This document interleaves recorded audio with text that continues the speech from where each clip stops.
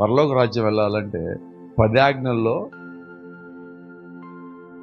అబద్ధ సాక్ష్యం పలుకోవద్దు అన్నది ఒక సాక్ష్యమే, ఒక ఆజ్ఞ ఉంది. అది నువ్వు పాటించాలి. ఈరోజు మనం అది మాత్రం పాటించకుండా అన్ని నేను చేసుకుంటూ వెళ్ళిపోతున్నాను కదా, అందరికీ ఎవరికి తెలియదు కదా, ఇది బాగానే ఉంది కదా అనుకుంటే దేవుని రాజ్యం మనం పోగొట్టుకుంటాము. కాబట్టి సంఘంలో నేనన్న ప్రవర్తన చక్కగా చూసుకోవడం మంచిదే, అయితే బయట ఇంకా చక్కగా చూసుకోవాలి. కుటుంబంలో ఇంకా చక్కగా చూసుకోవాలి. వ్యక్తిగతంగా ఇంకా చక్కగా చూసుకోవాలి. అసలు ఏమీ మాట్లాడకుండా లోపల ఉన్నప్పుడు నీ ఆలోచనలు ఇంకా చక్కగా చూసుకోవాలి. ఇవన్నీ చేయకుండా మనం దేవుని రాజ్యం చేరలేమండి.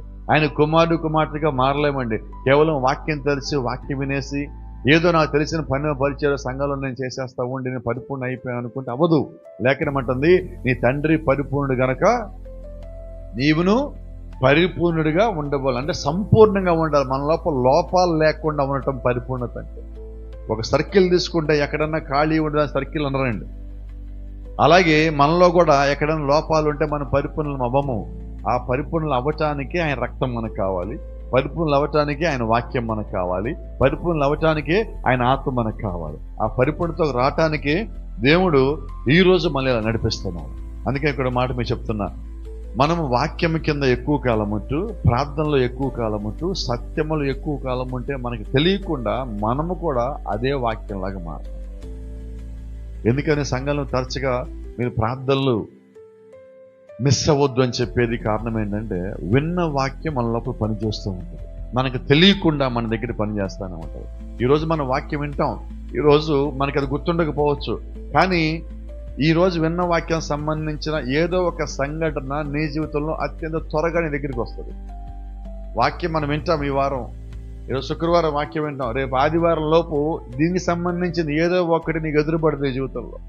అప్పుడు అంటావు, అదిగో పాస్టర్ గారు చెప్పారు, పాస్టర్ గారు కాదు అక్కడ చెప్పింది, దేవుడు నీకు ముందుగా చెప్తాడు. వ్యక్తులు తీసి పక్కన పెట్టండి, ఎవరు పాస్టర్ గారు మధ్యలో మీకు? దేవుడు మీతో మాట్లాడడానికి ఒక వ్యక్తిని వాడుకున్నాడు అంతే. వాడుకునే వ్యక్తి ఇంపార్టెంట్ కాదు, దేవుడు మనకి ఇంపార్టెంట్.